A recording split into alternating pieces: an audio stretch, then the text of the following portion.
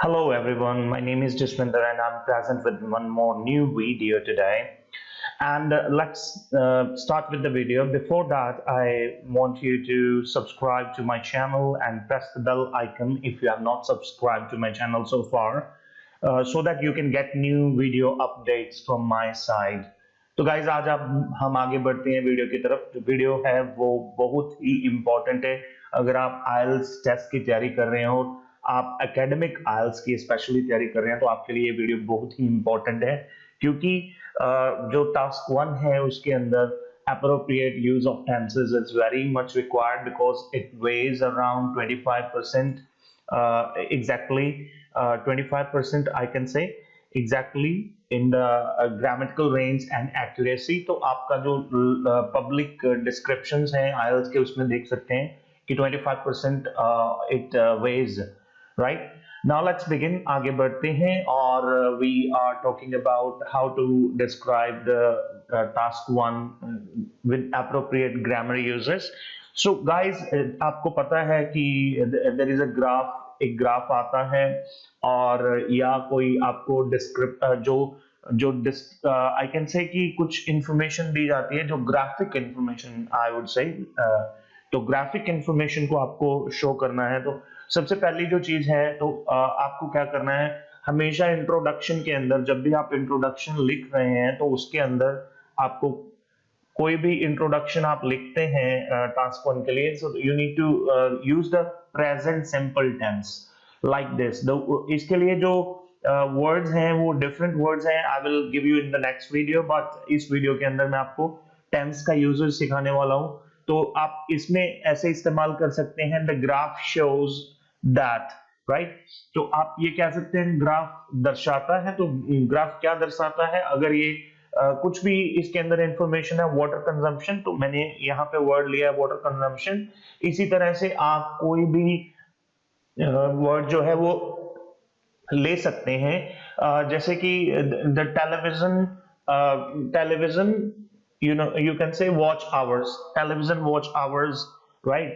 So are increasing, so if they are more you can say are increasing. तो यहाँ पे एक trend जो है वो मेरे चार्ट में मुझे लगता है कि जैसे कोई भी चार्ट आ जाए तो मैं इसको प्रेजेंट सिंपल से ही शुरू करूंगा। The graph shows that water consumption is increasing. तो इस तरह से आपको प्रेजेंट टेंस यूज करना है यहाँ पे। बट अगर यहाँ पे कुछ भी undergoing change or development आपको दिखता है, then you need to connect it with is ing. So undergoing change and development means कुछ आगे हो रहा है।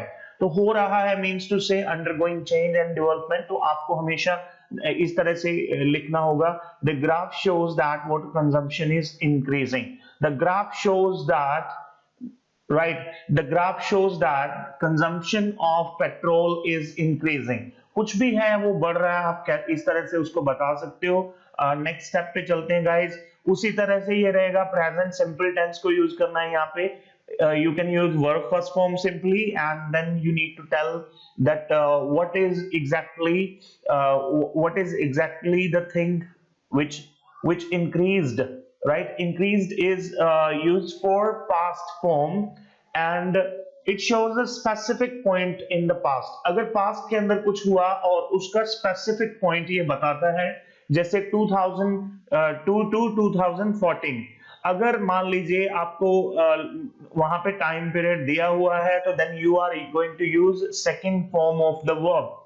आपको second form of the verb को यूज करना है क्योंकि it shows a specific point in the past.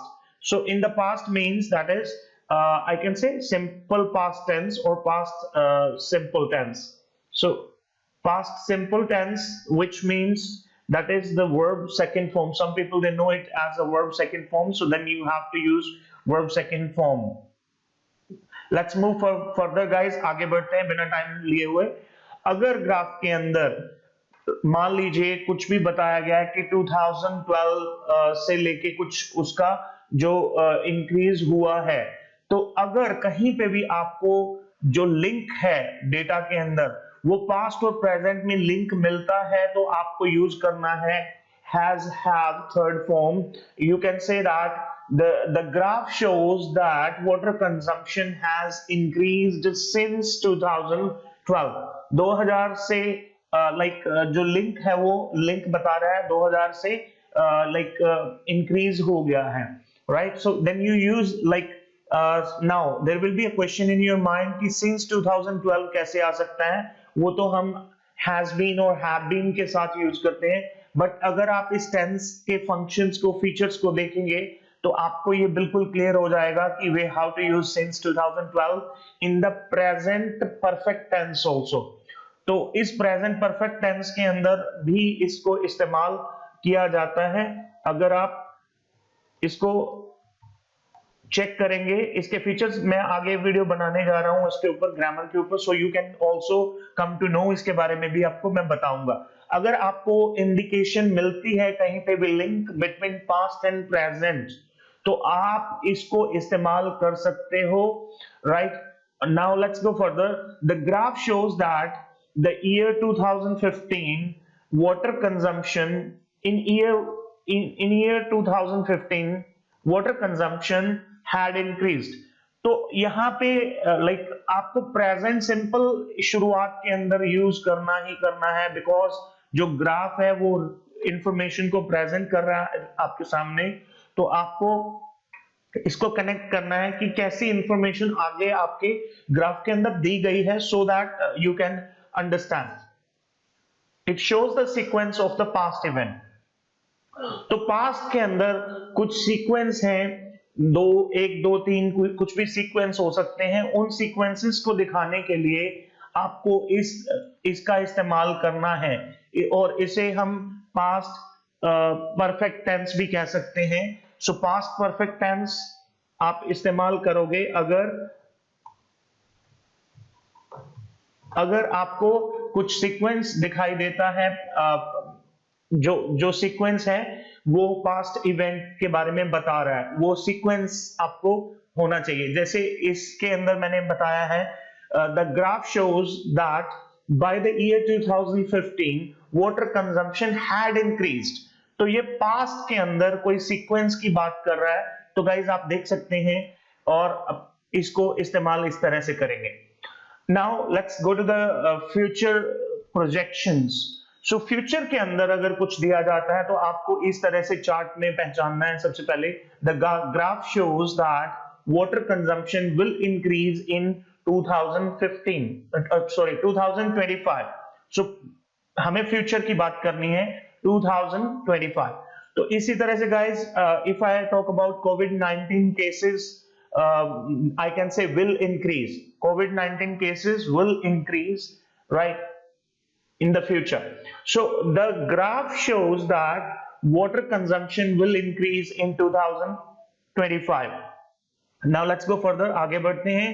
तो इस टेंस को इस्तेमाल करने का क्या है, कहाँ पे इस्तेमाल करना है? It indicates the future projections for a particular time in the future।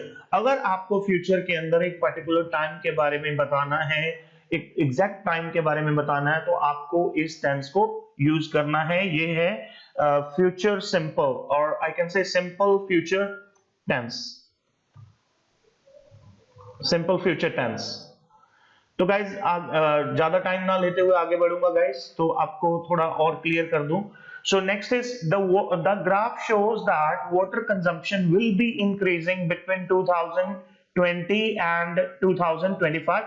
It indicates a projection for a particular period in the future।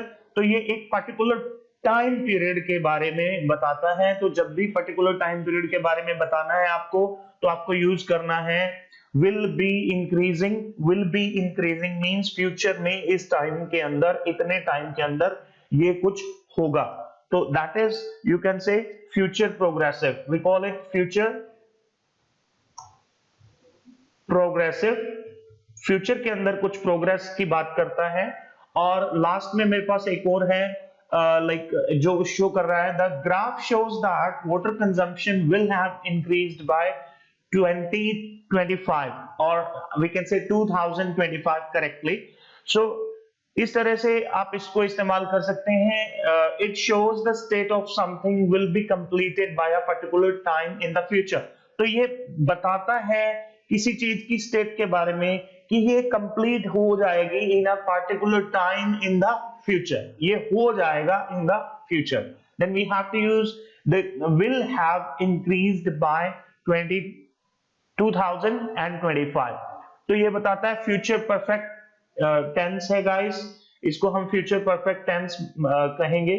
तो आपको आई थिंक क्लियर हो गया होगा कि किस तरह से इन टेंसेस को यूज करना है। अगर आपको नहीं हो पाया तो आने वाले वीडियोस में मैं आपको और इंफॉर्मेशन प्रोवाइड करवाऊंगा ताकि आपके टेंसेस जो यूज है आइल्स के लिए या किसी और टेस्ट के लिए भी वो क्लियर हो पाए। तो गाइस अगर आपको मेरा वीडियो अच्छा लगा तो प्लीज इसको लाइक, शेयर एंड सब्सक्राइब करना ना भूलें, and please press the bell icon also to get new video updates, and thank you very much for watching my video. Please share with your friends.